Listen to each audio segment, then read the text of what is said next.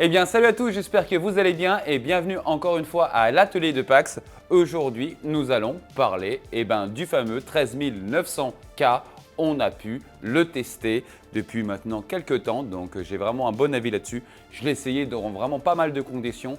Donc pareil, je ne vais pas vous mettre des graphiques comme ça à gauche, à droite. On ne va pas du tout faire ça. On va surtout vous donner l'avis de l'atelier et qu'est-ce que j'en pense. Donc vous allez voir, il est relativement quand même pas mal, mais on va donc le comparer. Déjà, on va le comparer à son ancienne génération, au 12900, forcément, savoir le gap de plus ou le gap de moins, on ne sait pas, on verra bien.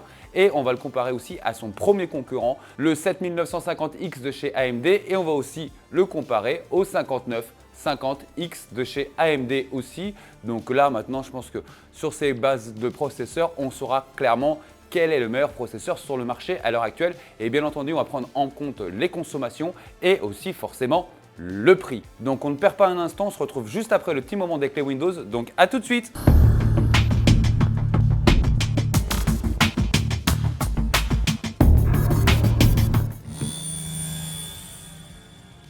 Notre sponsor aujourd'hui sera GVG Mall. Pour ceci, rien de plus simple, il suffit d'aller sur le moteur de recherche et taper Windows 10 Pro.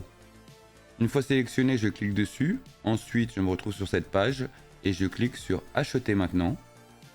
Et de là, j'arrive sur cette page où je n'ai plus qu'à inscrire le code promo PAX. Ensuite, je clique sur Application. On voit maintenant le prix qui est passé à 14,48 €.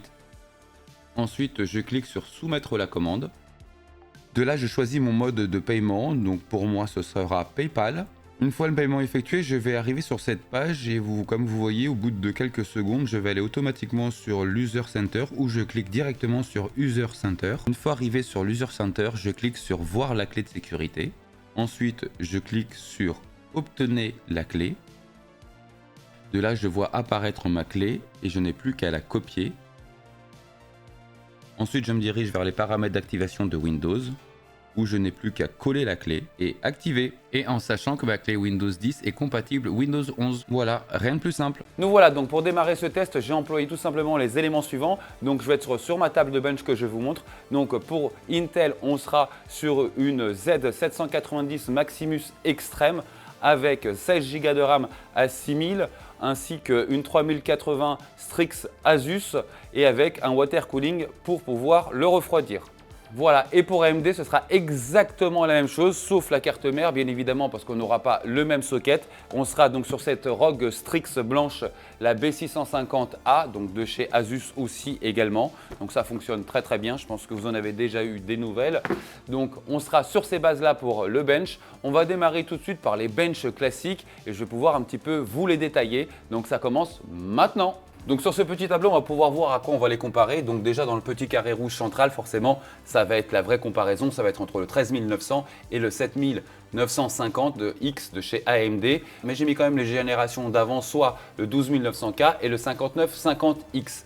Donc forcément, on va aussi parler de prix de consommation. Mais je vous ai mis déjà en vert aujourd'hui ce qui est un peu dominant sur le papier. Donc pour Intel, on s'aperçoit qu'il y a déjà 24 cœurs, donc 8 plus 16, on les connaît aujourd'hui. Les threads, il y en aura donc 32, mais aussi 32 pour le 7950. Ensuite, pour les fréquences, ce sera le 7950X qui sera à 4,5. Donc lui, il aura une dominante donc en fréquence normale, mais en max boost. Donc forcément, ce sera Intel avec ses 5.8. C'est juste incroyable, 5.8, c'est complètement fou. Voilà, ensuite on passe donc sur le cache L2, donc le cache L2 est relativement plus important forcément que le cache L3 parce qu'il est plus près du processeur, donc c'est plus rapide. Donc on s'aperçoit qu'Intel en a 32 et là clairement il éclate un petit peu toutes les générations confondues ainsi que son concurrent numéro 1. Et en L3 ce sera 64 pour le 7950X et là ça va être difficile à battre, il a un très très gros cache en L3. La gravure, donc on reste toujours en 10 nanomètres pour Intel comme le 12900 et par contre, le changement de génération de chez AMD, on retrouve bien du 5 nanomètres contrairement aux 7 d'avant. Donc en PCI, donc, ils seront maintenant tous en 5 dans la nouvelle génération. Le 12900 l'avait déjà, le 5950 ne l'avait pas, on le savait déjà. En ligne PCIe, donc il y en aura 20 pour tout le monde aujourd'hui, sauf pour le 7950 parce qu'effectivement, on se rend compte qu'il y en a 8 supplémentaires et je vous garantis, c'est pas rien non plus. Après, il faut en avoir quand même l'usage. Ensuite, en termes de consommation, bah écoutez, de base sur la base, il se débrouille plutôt pas mal avec ses 125 watts sur la nouvelle génération, mais on s'aperçoit que donc le 13900 à la fin va quand même sur du 253 watts. Donc ça, on est bien d'accord, sans overclocking, hein, bien entendu. On s'aperçoit que finalement le 5950, ça a été le bon élève forcément dans ce tableau-là. Donc on va pouvoir commencer un petit peu à vous montrer les résultats que j'ai réussi à obtenir. Donc on va commencer par R23. Donc sur du R23, de toute façon vous allez voir, hein, il va avoir sur ce coup-là, le processeur est très très bon. 2202 points pour le 13900 et contre 2072 pour le 7950. Alors ce qui est très intéressant à voir, c'est entre la 13e gène et la 12e gène, on s'aperçoit qu'il y a quand même déjà un beau gap. On peut le voir donc sur un seul cœur, mais on retrouve ça aussi forcément sur le multicœur. Donc encore une fois, Intel sur le 13000 remporte tout en multicœur. Donc il remporte un 40 101 points contre 38 657 pour le 7950X. Bon, on va résumer ça, ça peut être compliqué, donc c'est pour ça que je vous ai mis des pourcentages, on est bien d'accord. Donc le 13900 en monocœur a 35% supplémentaire que le 5950X. Ensuite, il a plus 6% que le 7950 et plus 10% par rapport à son ancienne génération de 12900K. En multicœur, écoutez, on est plus ou moins encore sur ces gammes-là, en tout cas pour les premiers chiffres. Donc on a plus 40% par rapport à un 5950X, plus 4% par rapport à un 7050X et par contre plus 46% par rapport à un 12900. Là, on s'aperçoit qu'il y a encore une fois un vrai changement de génération entre le 12000 et le 13000. Par contre, par rapport à l'AMD, le 7950, on est en train de parler de 4 points. C'est pas énorme, elle est quand même en dominante, mais c'est pas monstrueux non plus. Alors pour Cinebench R15, donc pareil, une dominance en multicore et en single core, toujours pour Intel. On va passer directement au pourcentage. Vous pouvez mettre pause si vous voulez voir vraiment les scores. Moi, je préfère le résumer en pourcentage parce que je pense que ce qui va résumer un petit peu la situation. Donc le 13900K est supérieur en monocœur au 5950X de 24% et supérieur de 7% au 7950X et de 13% par rapport au 12900K.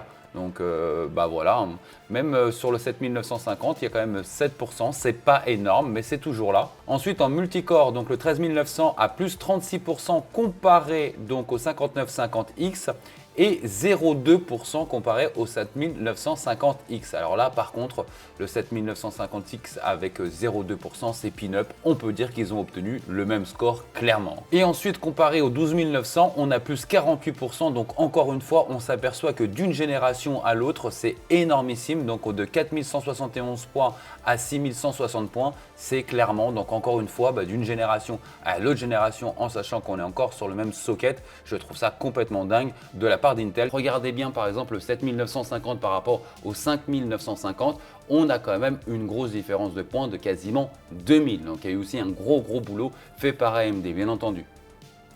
On passe maintenant sur Geekbench. Encore une fois, dominance pour le 13900. Donc on va aller tout de suite sur les pourcentages. Ça va nous éviter un petit peu les colonnes. Vous pouvez les lire, appuyer sur pause, mais je vais passer directement au pourcentage parce que c'est là où c'est très intéressant. C'est de voir vraiment la différence entre les processeurs, en tout cas à mes yeux. Donc le 13900 a 28% supplémentaire par rapport au 5950X et plus 13% par rapport à son ancienne gène, le 12900. Par contre, on obtient un 0,2% par rapport, encore une fois, au 7950. Donc, c'est pin-up. Voilà, ils sont quasiment frères jumeaux sur ce résultat-là. Par contre, en multi, 13900 est supérieur à 50% par rapport au 5950X, donc là c'est pas rien du tout, et 42% par rapport au 12900, on s'aperçoit encore vraiment de ce changement de gène, et un tout petit 3% encore une fois comparé tout simplement au 7950X. Vous voyez, ils se tiennent quand même pas mal la bourre, les deux processeurs. Maintenant, on va passer sur Blender et cette fois-ci, il va pas être dominant. Cette fois-ci, le dominant, ça va être donc l'AMD, le 7950X. On s'aperçoit là tout de suite. Alors, vous voyez le chiffre, donc il est juste 4% inférieur au 7950, donc c'est pareil, on parle de pin-up, mais les chiffres sont là. Et par contre, on s'aperçoit que comparé à la 12e génération du 12900K, on s'aperçoit qu'on a un gap de 59%. C'est complètement dingue. Je vous ai fait aussi quelques petits bench en jeu comme d'habitude, hein. Donc la dominante, vous allez vous en rendre compte. Donc les jeux sont en 1080p. Pourquoi en 1080p? Vous le savez bien, c'est là où le processeur va le plus travailler. Donc c'est pour ça que ça nous intéresse et c'est pour ça aussi que lorsque vous voyez les bench de processeur, on le voit régulièrement sur du 1080p. Donc bah écoutez, que ce soit sur Cyberpunk, sur Warzone, sur Forza ou Fortnite, vous voyez bien qu'il y a une grosse dominante effectivement pour l'Intel. Bon, Intel, on sait très bien que dû aux fréquences, les jeux adorent les fréquences, surtout en 1080p. Donc forcément, ils gagnent sur tous les plans. Donc sur Cyberpunk, il a 142 images, contrairement à 131 images par rapport au 7950. On rajoute quand même quasiment 12-14 images de plus par rapport à l'ancienne gen. Ça, c'est complètement fou. Pareil pour Warzone, donc 211 images par seconde contre 203 par rapport au 7950X. Ensuite, on passe sur Forza, donc j'ai 201 images. Donc j'ai 201 images par rapport à 192 pour le 7950X. Et maintenant, on va terminer sur Fortnite. On a 247 images par seconde par rapport à 233 images par seconde. Donc on s'aperçoit qu'il y a toujours une dominante de chez Intel pour des processeurs égaux. Donc dans les jeux, et c'est généralement aussi lié un petit peu à la fréquence qui est généralement plus élevée chez Intel. Ça joue obligatoirement. Donc on va parler de la conclusion quel va être mon choix, mais on va quand même parler de consommation parce que là par contre, c'est pas la même chose. Donc je voudrais quand même vous montrer ça en direct. Donc sur la table de bench, je vous montre ça maintenant. Donc vous avez vu, en consommation, on va même au-delà des 260 lorsqu'on est en bench. Il faut savoir que je l'ai même monté au-delà des 300 en OC. J'ai réussi à placer tous les corps à 5.9. Alors par contre, les résultats sont fous. Je vais faire une vidéo dédiée là-dessus parce que les résultats sont vraiment sympas à découvrir. En termes de chauffe, parce que ça c'est important, je vous ai aussi montré un petit peu la chauffe. Et bien ça c'est important parce qu'on s'aperçoit que maintenant ça monte très vite dans des températures. Mais cette fois-ci, contrairement à l'historique qui est entre Intel et AMD, écoutez, j'ai des températures plus faibles chez Intel que j'ai eu avec AMD. Donc c'est complètement dingue. Donc Intel sur cette catégorie-là, sur ce processeur-là, se trouve avec des températures légèrement plus basses, bien entendu, mais plus basses, en sachant qu'auparavant c'était quand même des températures beaucoup plus hautes. Donc il y a eu quand même un gros avantage aussi là-dessus. Donc on parle de consommation. En consommation, donc on aura quand même un avantage pour AMD sur ce coup-là, en tout cas sur leur dernière génération du 7950X. Et en température, petit léger avantage en tout cas du côté de Intel, en sachant que tous les deux ont eu le même circuit de refroidissement. C'était obligatoire forcément. Donc j'ai fait aussi de l'essai sur un rendu sur Adobe Premiere tout simplement. Donc j'ai mis du rush pour avoir un total de rush de 1 heure exactement, pile poil, et j'ai fait le rendu sur les deux processeurs. Donc ça n'a pas été dingue. J'ai eu un léger avantage de ce processeur de 7 secondes sur un temps de rendu global qui tournait à 14 minutes. Donc vous voyez, on n'est pas sur quelque chose d'hyper flagrant non plus. Léger encore avantage sur ce processeur. Donc maintenant, qu'est-ce qu'on va faire? On va parler donc de la conclusion sur ce processeur-là. Est-ce que je le conseille ou pas? Donc avant tout, je dis bien, et j'insiste bien, il fonctionne très bien en jeu, oui, mais n'oubliez pas que ça reste un i9 et n'oubliez pas surtout que ça reste une gamme professionnelle. Voilà, ça, j'insiste bien parce que déjà, vu le prix, ça peut se comprendre, mais sachez que ça reste quand même une gamme professionnelle. Vous allez avoir des très bons processeurs de génération de chez Intel. Je vous ai déjà fait l'essai par exemple du 13600. Je trouve que c'est une bombe en termes de qualité-prix. En ce moment, c'est ce qu'il y a de mieux sur le marché. Je le conseille. Je l'ai conseillé déjà sur l'ancienne vidéo. Celle-ci, ça va être vraiment pour les pros ou pour ceux qui ont les moyens de se faire plaisir. Bien entendu, ça, je peux que le comprendre. Donc, en jeu, effectivement, il s'en sort un petit peu mieux.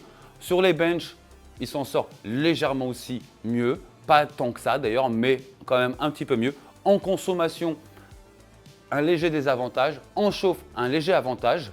En termes de prix, un avantage. Si on doit résumer vraiment, il y a les avantages. Et surtout, en fait, si vous devez changer aujourd'hui de matos total. Parce que si par exemple, vous vouliez passer en 7950X, donc en dernière génération de chez AMD, il va falloir donc forcément changer de carte mère parce qu'on appuie sur les mêmes sockets. Il va falloir changer obligatoirement en DDR5. Alors que là, par exemple, vous pouvez continuer avec de la DDR4. La DDR4 a encore d'énormes jours, d'énormes mois même, voire des années encore devant elle. Sachez-le, la DDR4 fonctionne encore très bien.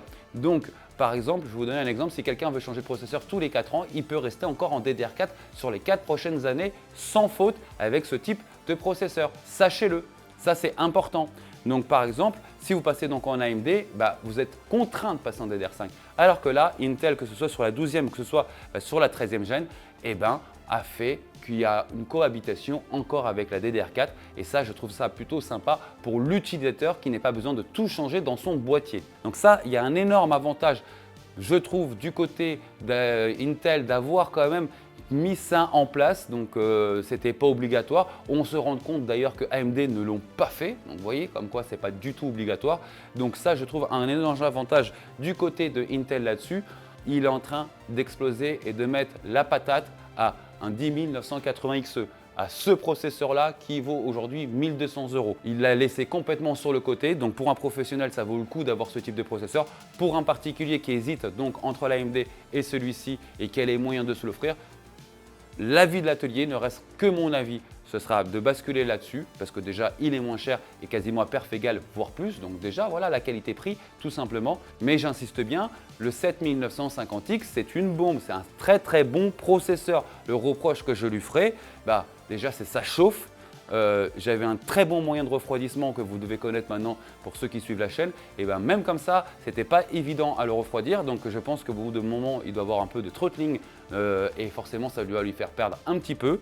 Donc ça a dû changer. Voilà, donc ça reste quand même un très bon processeur du côté de chez AMD. Sauf que je trouve que avec les arguments que je vous ai donnés, en termes de prix, en termes de résultats, en termes de compatibilité, je vous conseillerais, moi personnellement, plutôt l'Intel. Vous savez très bien que je peux être très dur aussi pour Intel. Souvenez-vous de la vidéo que j'ai fait que la semaine dernière sur la carte graphique. Quand je découvre quelque chose qui ne va pas bien, sachez que je le dis, mais aussi bien que les deux processeurs que j'ai essayé, que ce soit le 13600 ou que ce soit le 13900, c'est deux très bons processeurs. Donc même moi, je vais vous dire mieux, tout simplement pour mes activités professionnelles donc liées à la chaîne YouTube, je vais passer sur ce processeur-là. Donc j'ai les deux à la maison et pourtant, voilà, le choix de l'atelier va être de s'équiper sur cette gamme de chez Intel. Voilà, tout simplement. Ça montre juste une chose, c'est qu'Intel a fait de toute façon un très gros boulot depuis la 12e gène.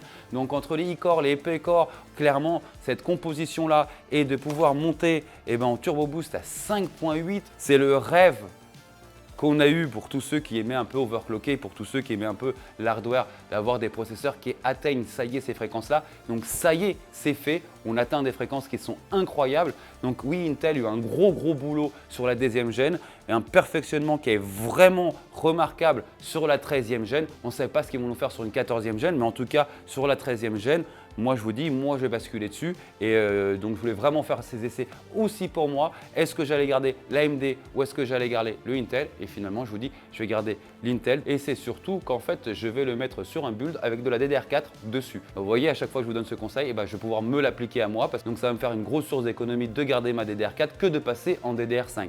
Donc voilà les amis, j'espère que cette vidéo vous a plu. La vidéo de la semaine prochaine, ça va être enfin la grosse vidéo sur la 4090. Je vous ai fait déjà un prélude il y a 2 semaines de ça, mais j'avais pas mal de choses sur le planning à sortir. Donc là, pareil, démontage de la carte, les tests, comme on sait faire à l'atelier et que j'adore faire. Je vous souhaite maintenant un très bon fin de semaine et je vous dis à la vidéo de la semaine prochaine. Donc ciao ciao!